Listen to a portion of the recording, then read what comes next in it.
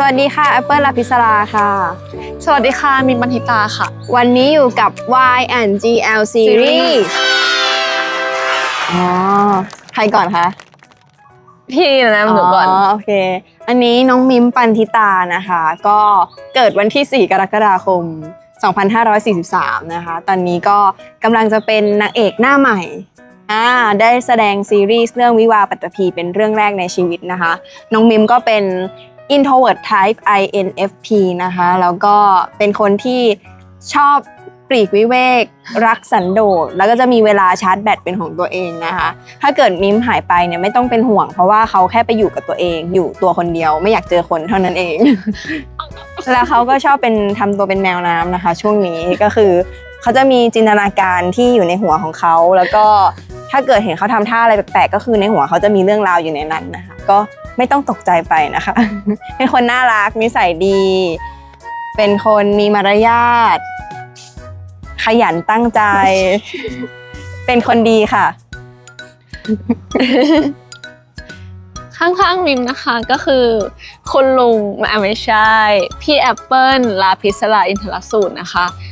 พี่แอปเปิลก็เติบโตนะคะมาจากการประกวดค่ะประกวดร้องเพลงขึ้นเวทีมาตั้งแต่เด็กเลยค่ะแล้วก็คุณแม่นะคะก็ขัดสีชวีวันนะคะให้คิ้วสวยขนาดนี้เพื่อที่จะเป็นเด็กประกวดค่ะจนกระทั่งพี่แอปเปิลนะคะเข้าวงการตอนอายุ16 ปีค่ะ The Star 7ใช่ไหมคะเบอร์7ด้วยค่ะใช่ไหมคะใช่ค่ะแล้วพี่แอปเปิลนะคะก็สู้จนกระทั่งได้เข้าวงการนักแสดงนะคะวงการบันเทิงแบบเต็มตัวแล้วก็ได้เล่นเรื่องแรกก็คือดอกโศกค่ะดอกโศกเขาก็น้องฉันเหมือนกันเธอทำให้เขาไม่ได้ใช้สมองไม่ใช่น้องอย่ะใครน้องตัวตัดผมหน้ามานะคะใครอยากดูนะคะพี่แอปเปิลมีหน้ามานะคะย้อนกลับไปดูได้ค่ะแล้วก็มีซิงเกิลแรกด้วยค่ะชื่อรักเดียวใจเดียวแป๊บเดียวก็เธอหนูรักเดียวใจเดียวแต่แป๊บเดียวเธอเหมือนลูกก็เป็นแบบอดีตที่น่ารักที่หนูรู้สึกเอ็นดูนะคะก็เลยอยากแกล้งเขานิดหน่อยแต่ว่าจริงๆแล้วพี่แอปเปิลเป็นคนน่ารักค่ะเขามี MBTI ก็คือ ENFJ ค่ะเป็นคนที่แบบ alert มากๆแล้วก็ติดคนมากๆพี่แอปเปิลชอบเข้าสังคมเป็นพิเศษเลยค่ะแล้วก็เป็นคนที่ไม่กินเผ็ดแต่สามารถเป็นสุนัขเลยอะต่อพี่แอปเปิลไม่กินเผ็ดนะคะแต่สามารถเข้าร้านส้มตำได้กินสตรอเบอรี่ได้ยำสตรอเบอรี่ไม่ใส่พริกล้างครกอะไรอย่างนี้ได้เขาเป็นคนที่ไม่กินเผ็ดตั้งแต่เด็กเลยแบบกินเผ็ดไม่เป็นเลยแต่สามารถใช้ชีวิตกับคนอื่นได้ปกติโดยเฉพาะหนูที่ เหมือนเป็นโรคอะโดยเฉพาะหนูที่อะไรคะโดยเฉพาะหนูที่เป็นสายแซ่บแต่ว่าหมายถึงกินแซ่บแซ่บสุดๆเลยต่อเขาเรื่องจริงจังโอเคพี่แอปเปิลเป็นคนอบอุ่นมากๆค่ะจริงๆแล้วที่หนูเกินมาเนี่ยบางทีก็อาจจะอยากแกล้งนิดนึงแต่ว่าพอเราเข้าโหมดจริงจังอ่ะพี่แอปเปิลนะคะเป็นผู้กำกับเป็นนักแสดงแล้วก็เป็นนักร้องด้วยค่ะเรียกได้ว่าความสามารถครบมากๆแล้วก็กลายมาเป็นคุณครูของน้องมิมแล้วเป็นพาร์ทเนอร์ที่ดีมากๆนะคะของน้องมิมค่ะแถมยังเป็นคนขับรถด้วยจริงก็คือพี่แอปเปิลคอยขับรถแบบเหมือนแบบไปรับไปส่งให้น้องติดรถไปทำงานด้วยพี่แอปน่ารักมากๆแล้วก็เป็นคนที่อบอุ่นใจดีสามารถปกป้องทุกๆคนได้นะคะบอกเลยว่าถ้าคบเนี่ยได้รับความอบอุ่นทุกคนจะได้รับความใจดีได้รับความแบบน่ารักขนาดนี้นี่คือพี่แอปเปิลลาพิศราอินทรสูตรค่ะพวกพี่อยากเพื่อนกับพี่แอปเปิลด้วยได้ไหมคะยินดีค่ะ รับไปเลยค่ะอ้าวแปลก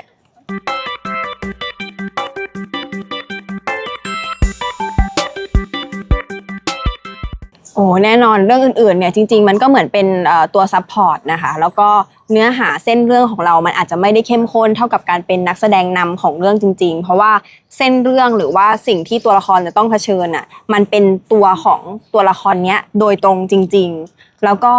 มันทำให้ได้โฟกัสทั้งลักษณะนิสัย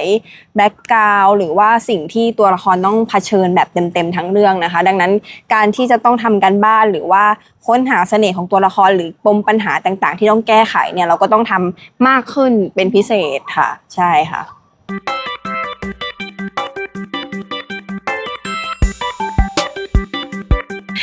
ก็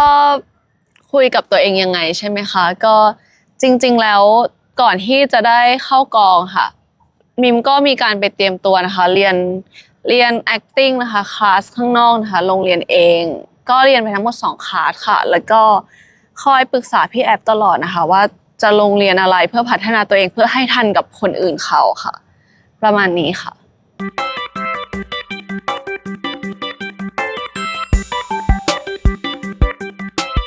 อ๋อน่าจะเป็นตอนถ่าย VTR ค่ะซึ่งนั่นก็เป็นไม่กี่ครั้งที่เรา2คนได้เจอกันด้วยนะคะก็จำได้ว่าแบบพยายามที่จะคุยกับทุกคนเพื่อผูกสัมพันธ์ความแน่นแฟ้นนะคะแล้วก็แบบว่าชวนคนนั้นคนนี้คุยอะไรอย่างเงี้ยค่ะแล้วก็ทุกคนก็แบบไปกินข้าวแบบนั่งกินข้าวก็ชวนคุยกันตอนถ่าย VTR ก็นั่งรวมกันอะไรอย่างเงี้ยค่ะก็น่ารักดีแต่ทุกคนกำลังเกรง เพราะว่ายังไม่สนิทกันเท่านั้นเองค่ะสำหรับมิมด้วยความที่เราเป็นแบบ new face สำหรับตรงนี้เลยก็รู้สึกว่าหัวใจจะหลุดออกมาแล้วค่ะเพราะว่าแบบคนข้างๆเราก็คือคนที่อยู่ในวงการมานานเป็นดาราด้วยแล้วเราก็ต้องไปอยู่กับพี่ๆดาราทั้งหมดหนูก็รู้สึกว่าต้องขุดสกิลแบบทุกๆอย่างออกมาแล้วรีบใช้ให้ทันนะคะแต่ส่วนตัวแล้วเวลาที่เจอพี่ๆคือพี่ๆอ่ะน่ารักเฟรนลี่กับหนูมากๆแล้วก็เหมือนตอนนั้นเราก็อาจจะยังเกรงกันอยู่นะคะแต่ว่าอันนี้คือในช่วงหลังอ่ะพี่ๆก็คอยให้กำลังใจหนูเวลาเข้ากองเสมอเลยค่ะพี่ที่ชวนคุยเก่งที่สุดสำหรับหนูน่าจะเป็นพี่อิงฟ้าค่ะพี่อิงฟ้าเป็นแบบเหมือนเป็นรุ่นพี่ที่น่ารักมากๆแล้วบางทีหนูก็ชอบไปทำอะไรปั๊มๆเปิดๆใส่เขาอย่างเช่น คลิปล่าสุดที่เป็นมีมคือหนูไปถามพี่อิงฟ้าว่าพี่อิงฟ้าคะไฮบายทำยังไงคะคือแบบด้วยความที่วันนั้นหนูก็ตื่นเต้นมากๆหนูก็เลยแบบหันไปถามอะไรอย่างเงี้ยค่ะใช่แล้วก็พี่อิงฟ้าก็คือได้คุยกันในกองบ้างเป็นครั้งเป็นคราวค่ะอีกคนนึงนะคะก็คือพี่ไฟค่ะไม่ใช่พี่น้ำหนึ่งพี่น้ำหนึ่งน้องลูกไฟของเราด้วยความที่เรา MBTI เดียวกันนะคะเราก็จะแบบคุยกันเยอะแบบคุยกันถูกคอแต่ว่าบางทีหนูก็จะไม่ค่อยทันมุกของพี่น้ำหนึ่งเท่าไหร่เพราะว่าเขาจะโบ๊ะบะอยู่กับพี่ฟรีน2 คน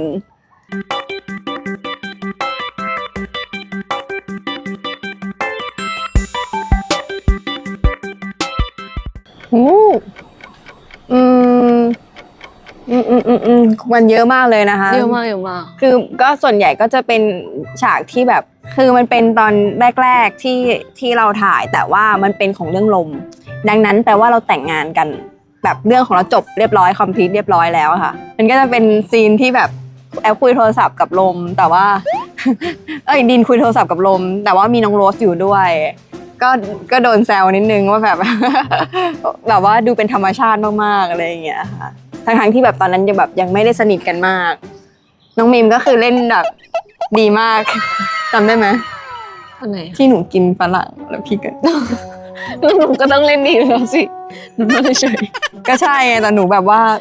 เป็นธรรมชาติมากธรรมชาติใช่โดนแซวอะไรอย่างเงี้ยค่ะแต่ว่าอยู่ในเรื่องลมดังนั้นต้องดูเรื่องดินก่อนแล้วก็ไปดูเรื่องลมนะคะถึงจะเข้าใจ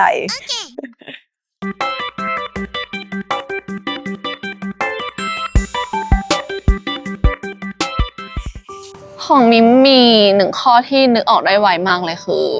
ด้วยความที่เราอายุต่างกันเราอาจจะมีแบบแกปอายุเขาเรียกว่าไงเจนอะไรบางอย่างที่ทำให้ความคิดเราไม่เหมือนกันแต่ว่าเรา2 คนสามารถคุยกันได้ทุกเรื่องเลยค่ะถ้าเรามีอะไรไม่สบายใจเนี่ยเราเปิดใจคุยกันจริงๆเราก็เปิดใจกันตั้งแต่ที่เราเล่นไพ่เผือกให้พวกเราสนิทกันแล้วเนาะใช่ค่ะคิดข้อเดียวกันเลยหมายถึงว่าคืออย่างน้องมิมเนี่ยเป็นคนที่แบบพอรู้สึกอะไรที่ไม่สบายใจหรือว่ามีอะไรที่อยากจะพูดตรงๆเขาก็สามารถพูดกับแอปได้เลยโดยที่ไม่ได้รู้สึกว่าแอปจะโกรธหรือแอปจะรับไม่ได้อะไรอย่างเงี้ยค่ะก็คือเราทั้ง2 คนนั่นแหละคือเช่นแบบการสอนการเตือนการหรืออะไรที่รู้สึกว่า เป็นห่วงกันว่าถ้าทำแบบนี้อาจจะดูไม่ดีหรืออะไรอย่างเงี้ยค่ะก็พูดกันตรงๆโดยที่เรารู้ว่าเจตนาของเราทั้งคู่มันเป็นเจตนาที่ดีที่จะทำให้เราดีขึ้นทั้งคู่อะไรอย่างเงี้ยค่ะ โค้ชสำหรับน้องมิ้นด้วยแล้วเป็นเพื่อนสนิทด้วย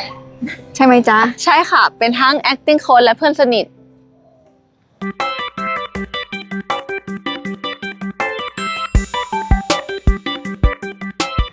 เลยไหมคะ ของแอปก็อาจจะเป็นซีนที่เข้าหอด้วยกันคืนแรกค่ะ ก็รู้สึกเขินมากๆนะแล้วก็ตอนนั้นจริงๆก็เวลาค่อนข้างกระชั้นชิดค่ะ คือใกล้จะหมดคิวถ่ายแล้วของวันนั้นอะไรเงี้ยก็ต้องเล่นให้เร็วที่สุด แล้วก็ในเรื่องเนี่ยก็ต้องเขินด้วยแล้วดันเขินจริงรู้สึกเขินจริงเพราะว่ามันเป็นการใกล้ชิดกันมากๆครั้งแรกที่แบบอยู่เป็นเวลานานอะไรเงี้ยในใจแอปก็เลยรู้สึกเขินแล้วก็พี่ซิลก็แซวบอกว่าเขินอะไรเล่าอะไรอย่างเงี้ยยิ่งเขินเข้าไปใหญ่เลยมาโดนแซวอะไรเงี้ยค่ะ ส่วนตัวมิมก็เขินซีนเดียวกับพี่แอปเหมือนกันค่ะ แต่ว่ามิมคิดขึ้นมาซีนหนึ่งแบบ หนูรู้สึกว่าถ้าคิดถึงซีนนั้นเมื่อไหร่หนูจะแบบแอบยิ้มคนเดียวเมื่อนั้นเลย หนูรู้สึกว่าเป็นซีนตอนที่พี่ดินกับน้องโรสไปฮันนีมูนที่รีสอร์ทของคุณน้ำค่ะ แต่ว่าอาจจะยังสปอยอะไรไม่ได้มาก เพราะว่ามันความแบบกุ๊กกิ๊กอะไรบางอย่างที่แบบเห็นถึงความซึ้งของเขาอะไรประมาณนั้น ซึ่งเราอะมองว่ามันน่ารักมากๆค่ะ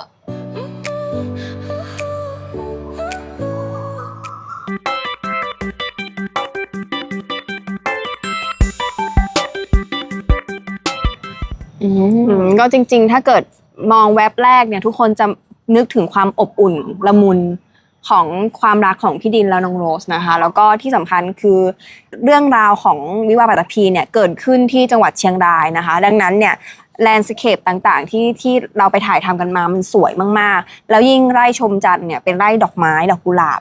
เวลาที่เราไปถ่ายที่นั่นก็คือสวยแบบทุกอย่างละมุนสวยภาพสวยองค์ประกอบที่เต็มไปด้วยดอกไม้ใบหญ้าสีเขียวอะไรแบบนี้มันส่งเสริมให้เรื่องของเราเนี่ยมันแบบว่าสวยละมุนมากๆในทุกอิริยาบถของเรื่องเลยค่ะ สำหรับมิมนะคะก็คิดว่าจริงๆแล้วพอตัวเทรลเลอร์เนาะออกมาเนี่ยพี่ๆแฟนคลับในไทยหลายๆคนเนี่ยก็ตื่นเต้นกับนักแสดงหลายๆท่านที่เข้ามาร่วมแสดงกับเรานะคะก็รู้สึกว่าเป็นอะไรที่พอเราเป็นนักแสดงใหม่คนหนึ่งแล้วเราได้รับโอกาสจากทุกๆคนคอยสอนหนู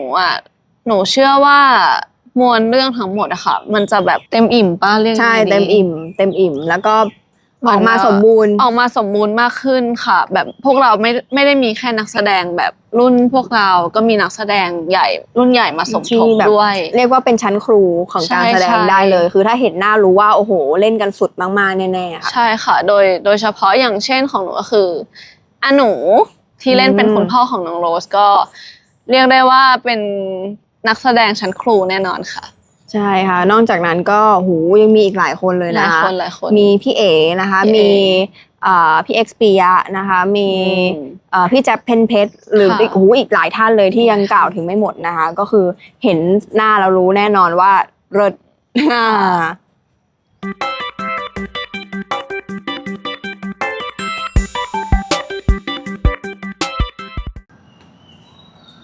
เข้าไปสัมผัสตัวพี่แอฟค่ะแล้วก็กินน้ำใบเตยแต่ว่าหลักๆแล้วเวลาที่อยากจูน energy เข้าหาตัวละครมิมจะชอบเข้าไปแบบพี่แอฟขอแบบจับตัวหน่อยดมๆหน่อยอะไรอย่างเงี้ยค่ะจริงๆโอ๊ยพูดไปก็เหมือนสุนัขอยู่แต่ว่า แค่อยากแบบเหมือนคือจะว่าเสพติดกลิ่นก็น่าจะยอมรับว่าเสพติดกลิ่นพี่แอฟแล้วก็ขอสัมผัสเพื่อเหมือนแบบเชื่อมตัวเองกับตัวละครค่ะเจ้าล่ะค่ะก็แอปชอบเคี้ยวน้ำแข็งแต่เป็นน้ำแข็งที่แบบทำเองอะไรอย่างเงี้ยก็จะแบบอร่อยรู้สึกอร่อยนะคะแล้วก็จะรู้สึกผ่อนคลายแล้วก็รีแลกซ์แล้วก็ชอบดูแบบว่าวงเกาหลีแบบเกิร์ลกรุ๊ปที่ชอบอะไรเงี้ยก็ผ่อนคลายมากขึ้นแล้วก็เหมือนน้องมิมนะคะก็ตอนแรกเราก็ไม่ได้เป็นพวกแบบชอบดมกลิ่นอะไรแบบนั้นแล้วแต่ว่าโดนมิมทำก็เลยทำคืนแล้วก็รู้สึกว่าเฮ้ยมันก็ดีเหมือนกันนั่นเนี่ยเจ้าทำก่อนน้องทำก่อนเจ้านั่นแหละเหรอจำไม่ได้หรือว่าข้าทำก่อนน้องทำก่อนถามพี่เป้ดิใช่ไหม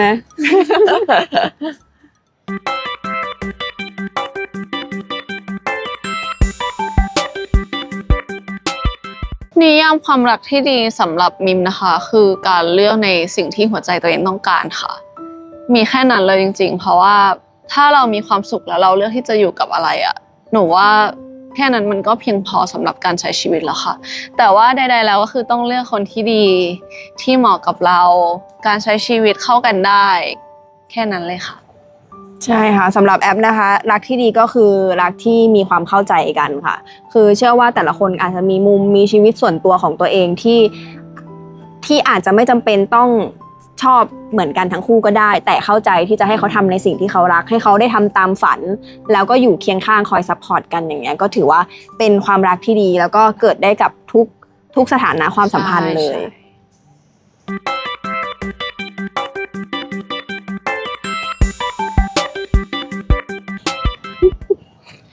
ของหนูให้เป็นสเต็กปลาค่ะ เพราะว่าวันนั้นหนูเบิ้ลไปหลายจาน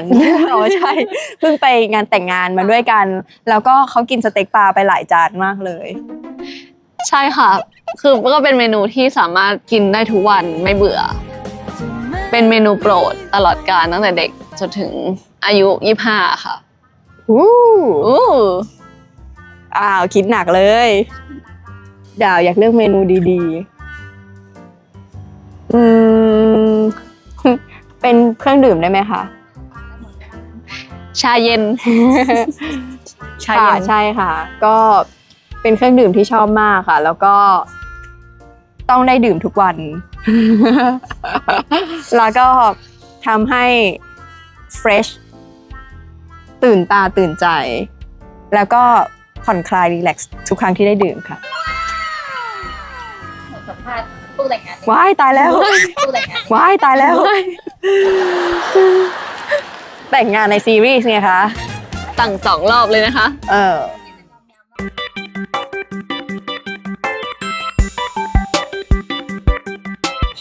จริงๆคุยกันทุกวันไม่เคยจบเลยหมายถึงไม่จบสักเรื่องเลยใช่แล้วก็หลับไปก่อนแล้วใช่จริงๆเราก็ชอบไปคอนเสิร์ตนะชอบไปดูคอนเสิร์ตชอบฟังเพลงถึงแม้แนวเพลงอาจจะไม่ค่อยเหมือนกันแต่เราอยู่ด้วยกันได้ใช่ค่ะอย่างพี่แอฟเขาก็จะฟังเพลงสมัยก่อนซึ่ง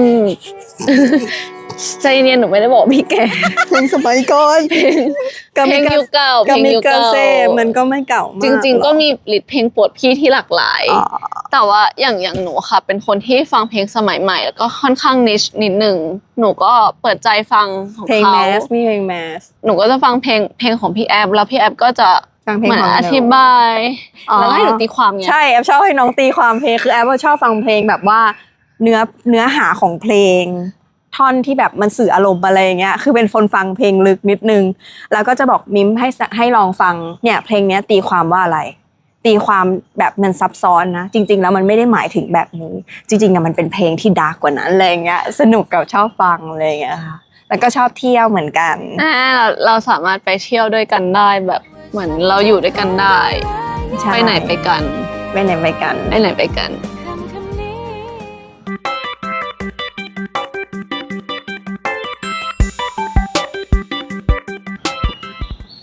คืออันเนี้ยแอปไม่เคยพูดให้ใครฟังนะคะแต่ว่า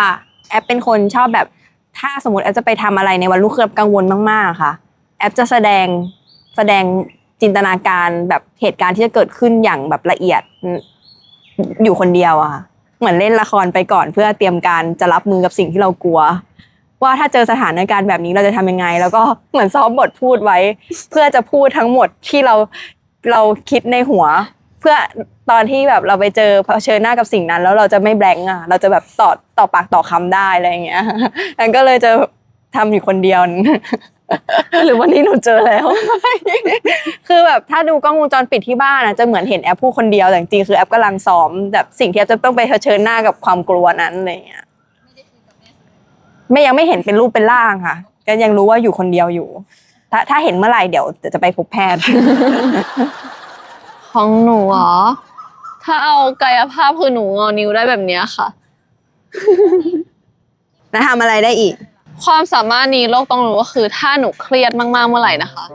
หนูนอนค่ะตื่นมาหนูหายเลยโลกต้องรู้ค่ะขอเชิญทุกคนนะถ้าเครียดนะมานอนกับมิมได้ค่ะไม่ได้ห้ามไม่ได้มิม ความสามารถนี้โลกต้องรู้แต่ไม่รู้ก็ไม่เป็นไรค่ะ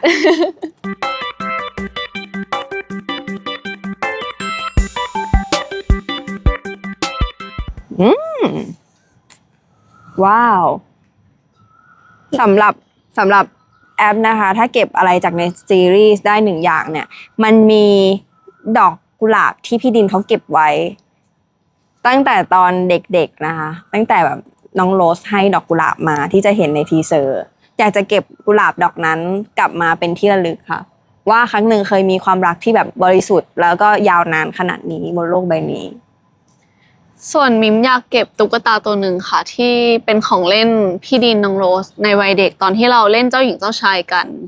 มิมรู้สึกว่าของขวัญชิ้นเนี้ยตุ๊กตาตัวเนี้ยค่ะเป็นตุ๊กตาที่ย้อน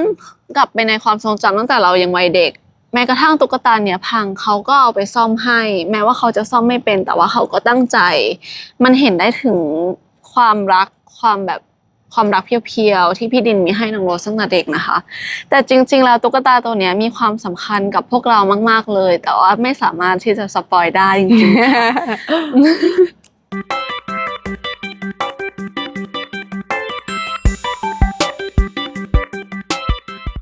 อ๋อจริงๆแล้วมิมรู้สึกขอบคุณแบบแฟนๆอย่างมิมเองก็คือเพิ่งเข้ามาในวงการเนาะแต่ว่ามีบ้านแฟนคลับแล้วตั้งแต่ก่อนที่จะยังไม่เปิดตัวในโปรเจกต์เลยเหมือนเขาไปแอบไปสืบเจอแต่สุดท้ายคือพี่ๆเขาก็เดาถูกแล้วก็กลายเป็นแบบบ้านเบสในตอนนี้นะคะก็รู้สึกขอบคุณพี่ๆทุกบ้านเลยอะบ้านเบสบ้านเทรนหรือว่าพี่ๆแฟนคลับนะคะบ้านครอบครัววาทินวณิชเองอะไรก็ตามนะคะขอบคุณทุกคนนะคะที่เข้ามาอยู่ในชีวิตมิมแล้วก็ทำให้มิมรู้สึกว่ามิมถูกรักมากๆแล้วก็มิมรู้สึกอบอุ่นมากๆที่ได้กำลังใจของทุกๆคนนะคะตั้งแต่เริ่ม Day 1มาจนถึงวันนี้ค่ะแล้วก็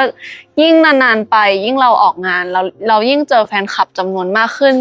มิมเริ่มรู้สึกว่ามองไปแล้วพวกเขาคือกำลังใจในการทำงานของมิมค่ะแต่ถ้าเอาแบบประทับใจมากๆเลยก็มีพี่แฟนคลับคนหนึ่งค่ะเป็นคนญี่ปุ่นเนาะเป็นครั้งแรกที่มิมได้ของขวัญจากคนแปลกหน้าเขาไม่คือหมายถึงว่ามิมเพิ่งเข้ามาในวงการตอนนั้นคือยังไม่ได้แบบมีผลงานอะไรแต่ว่าเขาเข้ามาซัพพอร์ตมิมด้วยการเขียนการ์ดให้เป็นกำลังใจให้เป็นภาษาญี่ปุ่นแล้วมิมก็รู้สึกว่าแบบ appreciate มากแล้วก็ได้ของขวัญชิ้นแรกจากแฟนคลับเป็นแบบเสื้อหนาวลายสนุปปี้ซึ่งเป็นสิ่งที่มิมชอบมากๆแล้วเขาก็แบบใส่ใจมากๆอันนี้เป็นความประทับใจเป็นหนึ่งในหลายๆเรื่องเลยที่รู้สึกว่าเป็นความประทับใจค่ะค่ะก็สำหรับแอปนะคะก็ตอนช่วงที่ได้เปิดตัวโปรเจกต์ซีรีส์ Four Element แล้วก็ประกาศว่าบ้าน The Earth บ้านดินเนี่ยเป็นเราสองคนนะคะแอปก็เครียดแล้วก็กังวลมากพูดเลยว่าแบบมีแบบเสียน้ำตาแบบเครียดว่าแบบจะรับหน้าที่นี้ได้ไหมอะไรอย่างเงี้ยแต่พอเปิดตัวแล้วกระแสตอบรับของหลายๆคนที่เข้ามามันเป็นพลังบวกค่ะหลายๆคนก็บอกว่าแบบเห็นผลงานของแอปติดตามงานของแอปมาตลอดจนวันนี้ได้โปรเจกต์ที่ใหญ่มากๆแล้วก็ทุกคนแบบรู้สึกดีใจที่แอปได้โปรเจกต์นี้แล้วก็ทุกคนเชื่อมั่นว่าเราทำได้จากสิ่งที่ผ่านตาเขามาอะไรอย่างเงี้ยค่ะก็รู้สึกประทับใจค่ะว่าเขาแบบมองเห็นเราแล้วก็เชื่อมั่นเชื่อใจเราแม้ว่าเขายังไม่ได้เห็นเป็นพี่ดินแบบจริงๆในซีรีส์เลยด้วยซ้ำอะค่ะก็เลยรู้สึกแบบขอบคุณมากจริงๆขอบคุณทุกกำลังใจเลยทุกคนที่แบบไม่ใช่แม้กระทั่งแฟนคลับบ้านเราอย่างเดียวอย่างที่น้องมิ้มบอกค่ะทุกคนที่มาให้กำลังใจเราคนที่เห็นคนที่เจอเดินตามถนนทั่วไปบอกว่ารอดูซีรีส์นะทุกอย่างเป็นกำลังใจให้พวกเราหมดเลยก็รู้สึกขอบคุณค่ะใช่อย่างตัวมิมเองเสริมเรื่องที่พี่แอฟพูดอย่างเช่นอย่างตัวมิมที่เพิ่งเข้ามาใหม่อ่ะมิมก็แบบค่อนข้างที่จะกังวลพอประมาณว่าพอเราเปิดตัวเป็นคู่ใหม่อ่ะเขาจะคิดยังไงกับเราแต่ผลการตอบรับก็คือดีมากๆซึ่งมิมก็รู้สึกว่าขอบคุณมากๆค่ะที่เปิดใจให้พวกเราเข้ามาอยู่ในวงการ GL นี้นะคะแล้วก็ให้พวกเราได้มาเป็นพี่ดินน้องโรสแล้วก็คอยให้กำลังใจพวกเราตลอดเวลาให้ความรักกับพวกเราตลอดเวลาค่ะซึ่งพวกเราก็ทำดีที่สุดนะใช่ค่ะก็พยายามทำให้ดีที่สุดแล้วก็เชื่อว่าทุกคนจะไม่ผิดหวังนะกับสิ่งที่เราได้ทำแล้วก็เกิดเป็นซีรีส์เรื่องนี้ขึ้นมาค่ะ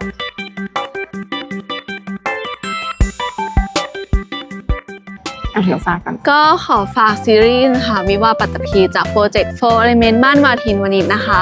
พวกเรานะคะออนทุกวันเสาร์2 ทุ่มครึ่งนะคะทางช่อง7 HD นะคะแล้วก็อันคัดนะคะทางไอชี3 ทุ่มครึ่งค่ะ ค่ะก็ฝากติดตามแล้วก็ให้กำลังใจนะคะกับวิวาห์ปัตตภีด้วยพวกเราทำเต็มที่มากๆนะคะ ฝากดูสดนะคะรวมไปถึงดูอันคัดด้วยนะคะ เป็นกำลังใจให้เราเยอะๆค่ะ